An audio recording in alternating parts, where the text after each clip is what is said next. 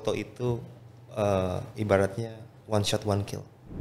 Kalau emang lu jago di situ, ya mungkin lu jago di situ. Tapi kalau gue di foto aja. Komitmen. Komitmen paling penting. Komitmen paling penting. Halo Sobat Vini, selamat datang di acara Vipod, Vinilon Podcast. Kadang saya itu ketika melihat di Instagram gitu ya, atau di Facebook, atau di apapun itu yang bernuansa banyak keindahan dari sebuah visual gitu ya. Kadang saya ngelihat bahwa ada kondisi di mana kok ini bisa bagus gini ya, kok ini bisa biasa-biasa aja ya. Padahal dari tempatnya sama gitu ya. Ini pasti ada orang yang bisa dan pandai mengabadikan sebuah momen itu gitu ya. Sekarang di depan saya ada Mas Naren. Oke. Halo Mas Naren. Halo. Mungkin saya pengen nanya dulu, kira-kira aktivitas Mas Naren itu apa gitu ya? Dimulai dari kapan, hobi fotografi dan apalah mungkin tentang diri Mas Naren. Silakan, gimana? Nama lengkap saya Narendra Kameswara. Biasa dipanggilnya Naren. Dipanggilnya mana Naren? Naren. Terus kalau di SMP SMA dipanggilnya Nar. Dipanggilnya Nar. Oh iya. Nar gitu. Terusnya memulai motret itu dari tahun 92. Dari 92. Ya, dari tahun 92. Dari mulai film, dari zamannya film tuh ya.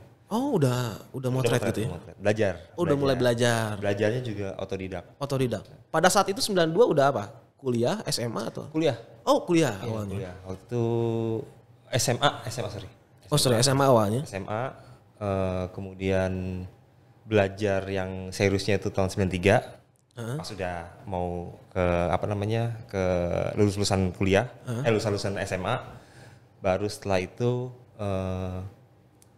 mendalami foto lah ibaratnya. Tapi yang saya pelajari itu lebih segmented banget. Jadi yang saya foto khusus adalah skateboard. Jadi saya ini skater sebetulnya. Oh, skater. Dan kebetulan memotret skater juga gitu ya. Bukan kebetulan, tapi emang passion saya adalah di foto skateboarding. Di foto-foto skate gitu. Awalnya. Oke, terus? Terusnya kenapa akhirnya terjun ke foto? Karena saya melihat geng saya ini Senayan Skateboarders itu punya pemain-pemain skate yang bagus-bagus.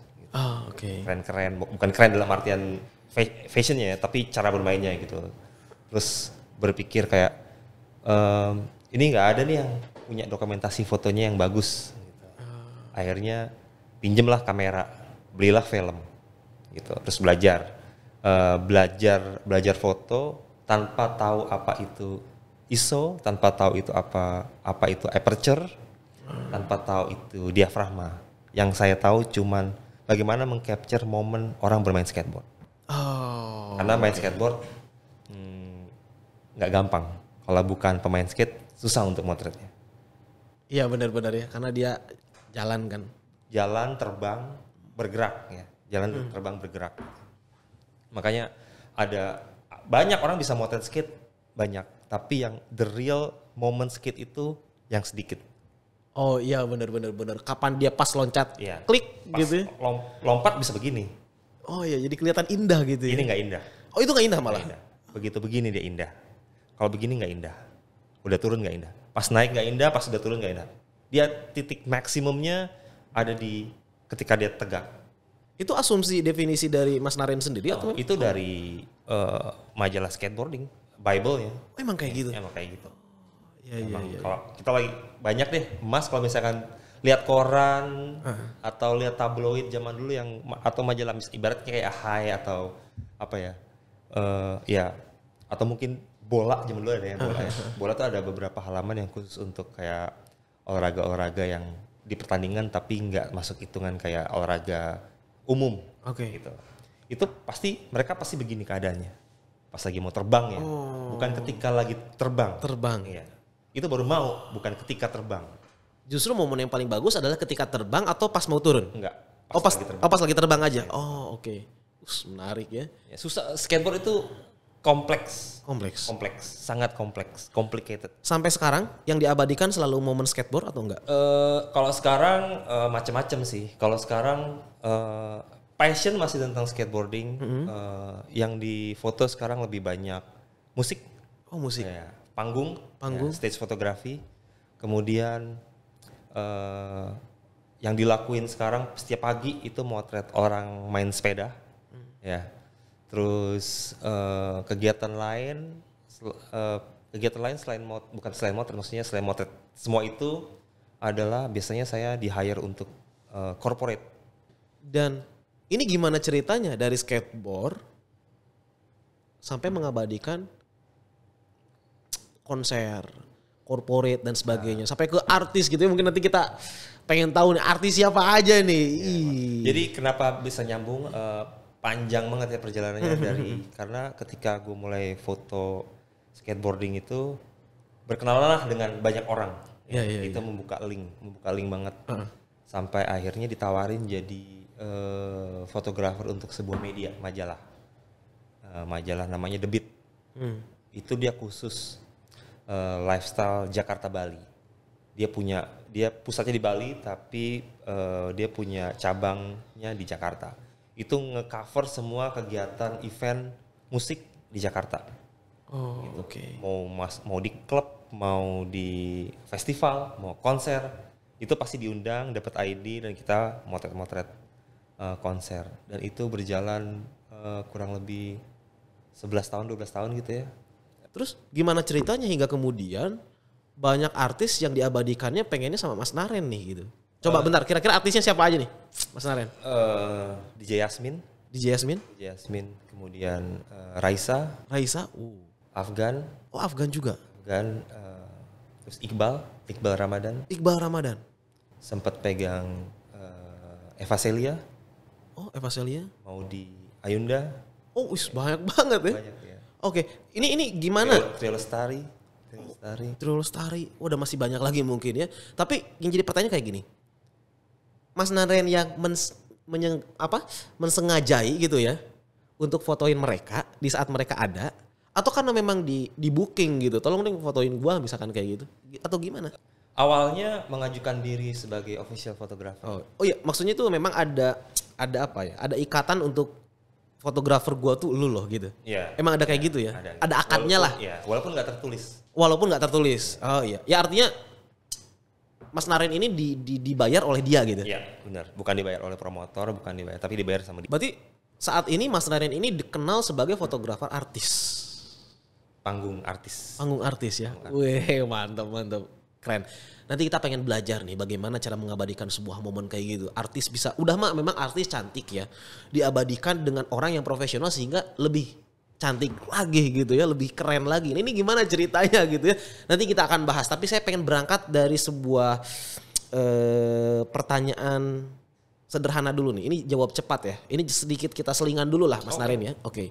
Menurut Mas Naren, ada gimmick dulu di sini ya. Oke, saya juga baru tahu ada gimmick dulu di situ ya. Oke, siap. Gimmicknya ada pertanyaan cepatnya kayak gini. Video atau foto? Foto. Lah, kenapa foto? Bukannya video itu lebih hidup dibanding foto? Foto kan diam. Video lebih hidup. Foto itu ibaratnya one shot one kill. Video kan terus rekam kan dari awal. Kalau ini kan kita harus baca momen. Nah, ini dia, pas. Pertanyaan yang kedua, ini jawab cepat nih dalam hitungan 1 detik. Kapan momen paling berkesan? Dan apa? Motret Raisa pertama kali.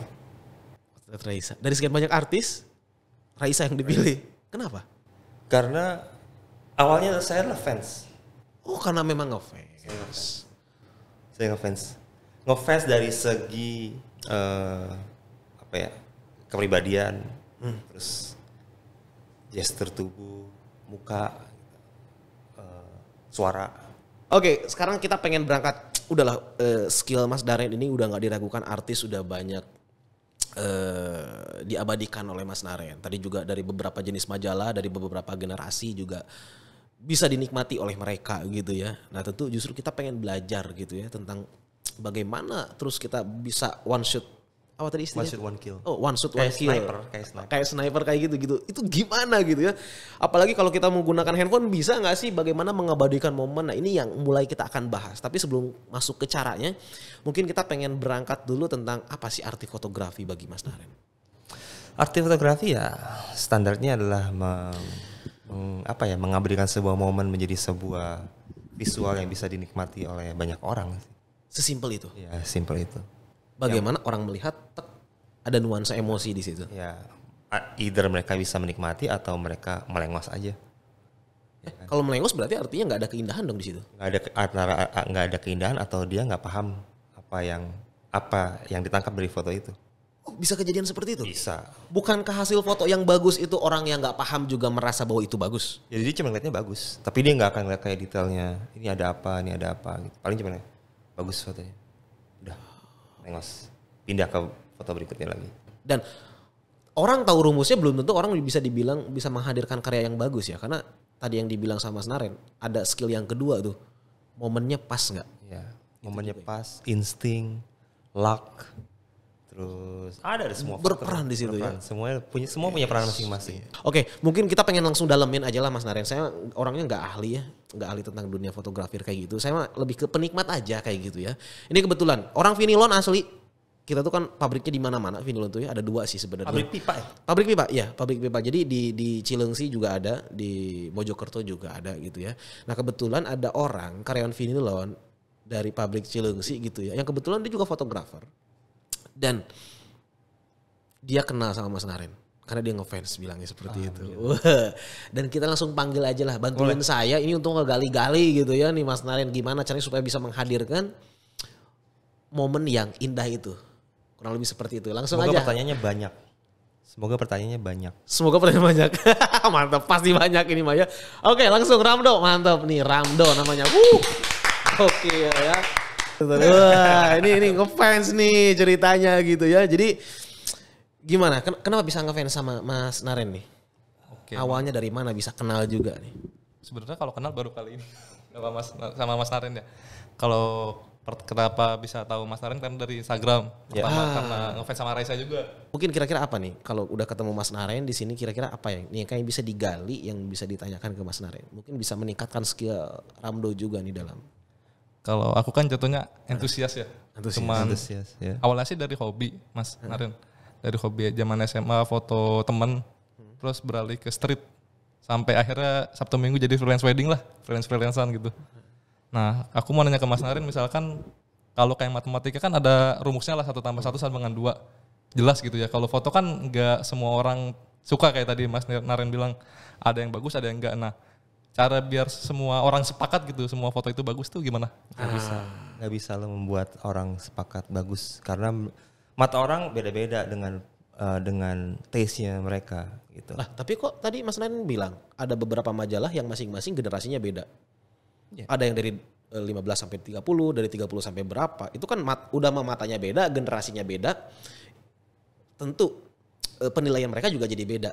Tapi kenapa bisa dinikmati oleh semua generasi? Karena yang dipasang di situ adalah foto musik, foto DJ. Yang mereka notabene adalah yang mereka sukain musiknya, yang mereka kagumin artisnya, gitu. Jadi nyambung. Terus kira-kira apa lagi nih? Coba dalemin nih. Ramdo apa nih yang bisa digali lagi nih dari yang tadi? Kayak tadi kan pas di segmen jawab cepat ya. Mas Naren disuruh pilih foto atau video. Iya. Gas banget foto langsung dengan cepat gitu ya. Nah sementara kan perkembangan media sosial sekarang tuh arahnya ke video semua tuh Mas Naren. Mulai dari Instagram mungkin semuanya ke arah video. Nah menurut Mas Naren tuh sedih atau gimana sih pendapatnya? Sedih sih karena gue nggak bisa ngedit video yang bagus. Sedihnya karena bukan editor video ya. Spesialisnya beda. Tapi kayak ya mungkin itu bukan ranah gue sih gitu. Jadi kayak kalau emang lu jago di situ ya mungkin lu jago di situ, tapi kalau gue di foto aja gitu. Gue tetap konsisten di foto, nggak perlu gue kayak bingung antara sekarang lagi hype-nya di video, let's go to move to video gitu. Ntar hype-nya lagi foto, lagi Instagram lagi ngecengin foto lagi nih, pindah lagi ke foto, nanti lu nggak punya jati diri gitu. Justru ya harus bertahan dengan passionnya aja ya, maksudnya gitu. Bertahan iya, kalau mau belajar boleh, tapi paling nggak lu punya konsistensi diri. Kira-kira apa lagi nih Ramdo? Ada lagi? Paling satu lagi deh Mas. Satu lagi. Oke, kira-kira 5 apa lagi. Aduh. 5 lagi. Oke. Kayak Mas Naren kan berangkatnya dari analog ya. Dari analog sampai ke digital, terus dari foto skate, terus ke sampai stage sekarang ya. Nah itu jaga moodnya tuh gimana sih Mas? Kan beralih transisi ya. Soalnya kan gak semua orang nyaman sama hal baru, adaptasi gitu Mas. Boleh diceritain dikit mungkin? Komitmen. Komitmen paling penting. Jangan sampai kayak udah foto street nih. shit gue bosen nih. Pindah ke foto makanan. Foto makanan 2 bulan, shit gue bosen nih. Boleh bosen, coba-coba boleh, tapi jangan bilang bosen. Gue mau coba yang lain deh. Tapi gak meninggalkan rootsnya. Kalau gue dari street, misalkan Senin, Selasa, Rabu gue foto makanan. Jumat hunting deh street. Ada peralihannya. Terus Sabtu ada event ini nih, oh gue nyobain deh foto-foto panggung. Jadi punya ilmu yang mau dicoba baru. Iya. Berarti kesimpulannya adalah kalau kita pengen menjaga mood, yang pertama kita harus tahu dulu kita hobinya tentang apa, passionnya apa di mana gitu ya. Setelah beres dari situ ya kembali lagi komitmen sih, dan itu yang paling sulit tentang komitmen ya. Yang ketiga adalah percaya diri. Percaya diri juga penting ya. Oh penting dong. Banyak banget kayak Mas. Orang tuh udah punya skill tau, emang masih bisa aja dia nggak percaya diri. Masih. Tanya aja masih. Masih aja ya. Masih ada kayak Mas saya fotonya kayaknya kurang bagus deh. Kenapa kurang bagus? Ya soalnya kayaknya likes-nya nggak banyak, orang nggak banyak komen. Nah, dia kan nggak percaya diri. Padahal kan gue bilang, lu harus suka, lu harus nyenengin diri lu sendiri, baru lu please orang lain. Itu ngebangun, ngebangun percaya diri lu. Oh oke, sip, mantap. Oke, thank you Ramdo ya. Mantap. Wih, tos dulu sama Mas Naren, mantap. Thank you Ramdo. Oke. Lanjut aja nih Mas Naren, ada pertanyaan lagi. Pertanyaannya yang pengen kita gali dari Mas Naren itu adalah seputar orang yang memang biasa-biasa aja gitu ya. Dia cuma punya modal handphone, tapi gimana caranya dia bisa mengabadikan gitu ya. Bahkan kalau kita selfie kita bisa kelihatan bagus, bisa indah. Kita kalau foto di jalan bagus ya gitu ya, tapi kita lagi bawa handphone doang. Ini gimana supaya bagus gitu ya. Nah, tapi lagi-lagi karena saya nggak ahli dalam dunia fotografi gitu ya, makanya kita undang lagi satu orang nih. Nih dia fotografer juga. Kebetulan dia juga sama dari Cilengsi juga sama dia. Dari Cilengsi juga datang ke sini dan karena memang ngefans banget dan dia juga fotografer, ya udahlah kita bantuin saya juga nih untuk ngedalemin karena biar lebih deep gitu ya kalau sama orang yang sama-sama ahli gitu ya. Langsung Rizky, mantap. Gokil. Saya banyak yang. Halo Mas Naren. Widih. Kenapa jadi saya tepokin? Kan minta tamunya Mas Naren ya. Pertama saya mau klarifikasi dulu, saya bukan fotografer. Saya kebetulan punya pekerjaan yang sehari-harinya harus memotret event training. Memotret event untuk training. laporan. Untuk laporan. Jadi gitu Mas Ren. Dan sehari-hari saya makainya gadget handphone aja sih. Betul. Nah, dari sejak kapan nih ngefans sama Mas Naren? Kita harus tahu dulu nih. Ya sejak mulai bekerja di sini. Wasik. Yang mana baru 2 hari lalu. Karena kan saya di sini bekerjanya ya tadi kan saya itu sebagai salah satu pekerjaannya adalah job desk fasilitator training dan di mana saya harus memotret event itu, training itu supaya untuk ya intinya buat laporan doang sih sebenarnya. Cuman kan saya juga pengen sedikit-sedikit lah gimana sih potretannya yang walaupun event biasa cuman bisa bagus gitu. Oke. Jadi walaupun buat laporan juga hasilnya bagus lah kurang lebih seperti itu. Nah jadi mulai ya sukanya pas lagi mulai kerja dan juga mulai ada motret event nih, training di sini gitu. Semenjak itu sih. Itu mungkin sekitar seminggu lalu. Kerja sih dari 3 tahun yang lalu. Oh 3 tahun yang lalu, oke. Baru tahu Mas Naren ya setahunan yang lalu lah. Setahun yang lalu lah ya itu. Itu juga dari sosmed IG. Dari sosmed IG. Oke. Mantap. Gimana nih Ki? Kira-kira yuk bantu dalemin nih Ki. Apa nih mumpung ada pakarnya yuk kita tanya-tanya. Ya paling saya mau nanya dulu ke Mas Naren dulu sih. Mas Naren kan di sini kan sudah sangat ya bisa dibilang sangat profesional banget lah ya. Dan juga saya pengen nanya dulu. Mas Naren emang dari awal itu untuk memotret emang udah langsung pakai alat yang profesional atau memang dari handphone dulu? Tadi kan saya sempat dengar cerita juga tuh. Awalnya dari skate. Nah, ketika motret skate emang langsung pakai kamera? Langsung pakai kamera karena handphone di era itu Nokia-nya lebih enak main Snake. Oh iya benar sih ya. Nah kalau sekarang dengan teknologi handphone yang kameranya udah bagus, pernah nggak motret pakai handphone? Pernah dan sering sebenarnya sih. Sering. Pernah dan sering. Cuman emang ada beberapa handphone kalau misalkan shutternya ada lag-nya, kayak cekrek. Iya. Cekrek. Ada juga yang krek. Ya kan? Ada yang cepet, ada yang lambat gitu. Iya. Kalau foto skate pakai yang lambat ya nggak bisa. Dia harus kayak model kayak si iPhone yang krek gitu. Oh krek, iya. Yang cepet kan begitu di tap itu langsung krek gitu. Ada juga yang cekrit. Delay. Kan itu kan mempengaruhi kan. Iya mempengaruhi. Kalau tadi dari pertanyaan Rizky itu jawabannya kalau Mas Naren itu baru dari sisi handphonenya dulu nih. Iya. Oke, mungkin Kenali handphone lu. kenali dulu handphone. Lu harus kenal handphone lu. Oke. Handphone lu mampu manual mode atau enggak? Atau kalau misalkan lu mau kayak cepet, si yang manual gitu ya, iya, bisa diatur manual. ISO-nya. Pro mode yang bisa atur ISO, bisa atur speed, bisa atur diafragma gitu. Itu akan lebih mendekati DSLR, akan lebih mendekati kamera gede. Tapi pernah Mas Naren nyoba yang promote itu di handphone? Harus. Tapi hasilnya sama nggak ketika pakai profesional kamera? Beda Beda ya? Beda. Tapi emang lebih bagus promote dibanding yang kamera biasa. Jauh emang bedanya. Jauh. Ketika di zoom itu akan kerasa. Nah, cuma kan gimana nih? Mungkin di lain apa namanya potret lain bukan event lah. Untuk melatih kepekaan momen itu tuh gimana tuh caranya? Kalau lu cuman fotoin kayak pelatihan gitu kan udah ke pattern. Karena udah ada apa namanya timelinenya mau kapan mau ngapain. Tapi itu bisa lo bikin bagus lagi dengan tambahan aksesoris. Aksesoris apa gimana maksudnya? Aksesoris itu pendukung sih, karena aksesoris yang zaman sekarang lebih bagus dibanding ketika lu zaman SMA. Teknologinya udah maju, lensa-lensanya, kaca-kacanya udah lebih baru, bagus-bagus gitu. Gitu sih. Jadi emang cobain aja. Bisa Ada apa aja yang Mas Naren tahu? Jenisnya nggak tahu.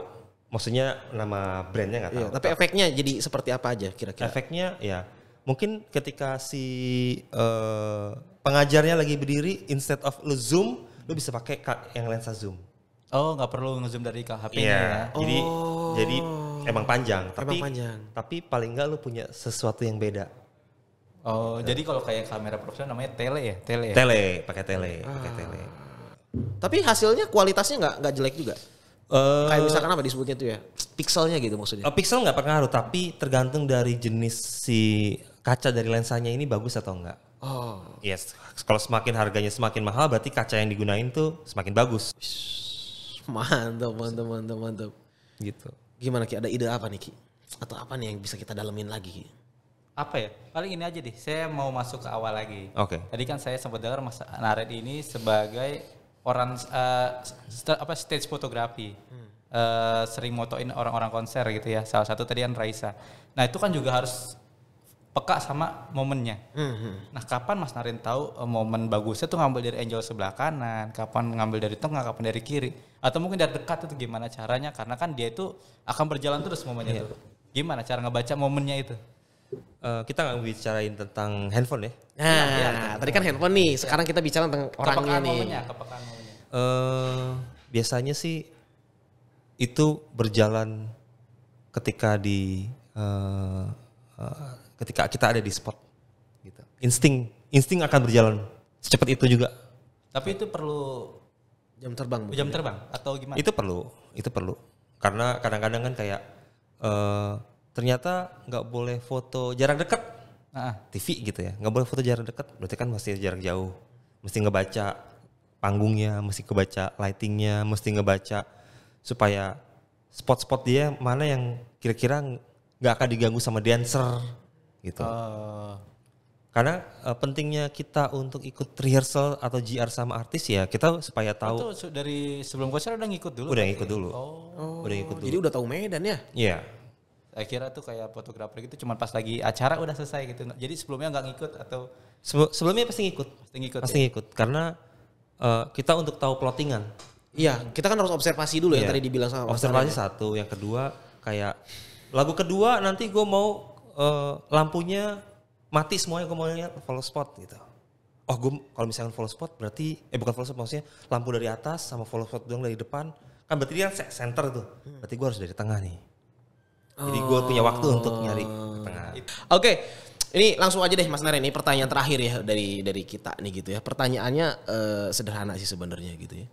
Kalau kita pengen jadi fotografer, kira-kira kita harus ngambil referensi dari mana saja supaya kita jadi lebih cepat punya jam terbang tingginya itu? Referensi bisa diambil dari majalah, buku.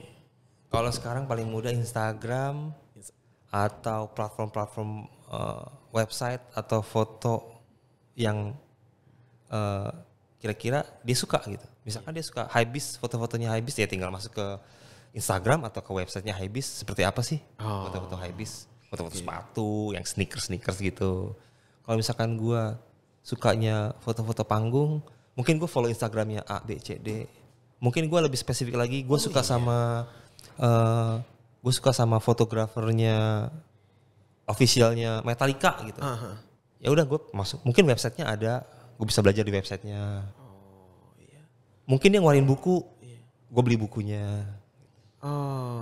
Jadi sebenarnya kita nggak harus selalu kepoin si fotografernya ya. Liatin aja siapa yang kita suka. Misalkan, artis ini bagus nih, fotonya selalu bagus gitu ya. Dari artis itu aja kita lihat ya. Bisa, tapi pada akhirnya lo akan tanya, ini siapa sih yang motret? Kayak tadi Ramdo aja ya. Oh iya. Ini siapa sih yang motret? Oh ini motret Ramdo. Oh gue cuma follow emang ternyata fotonya bagus nih. Emang kayak gitu. Oh Gue nggak follow Justin Bieber, tapi gue follow fotografernya. Oh iya, bisa aja dari luar ya. Iyalah. Iya benar. Banyak referensi, banyak. Banyak referensi ya. Ya tergantung aja lah segmennya apa ya, jenisnya apa ya. Kurang lebih seperti itu. Jadi ini ada titipan pertanyaan dari guru tercinta. Jadi dibilang seperti ini Mas Naren. Kira-kira Mas Naren siapa orang yang kayaknya belum kesampaian di foto? Ini sekaligus closing statement dari Mas Naren ya. Siapa yang kayaknya orang masih belum kesampaian? Untuk sekarang siapa ya? Mungkin anjir, tua banget ketahuan.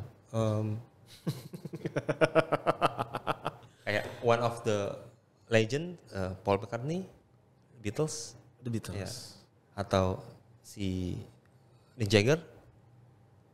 Terus ya artis-artis luar sih mostly. Karena kalau misalnya artis lokal udah pasti bisa ketemu. Pasti gampang banget ketemu. Datang ke acara festival ada.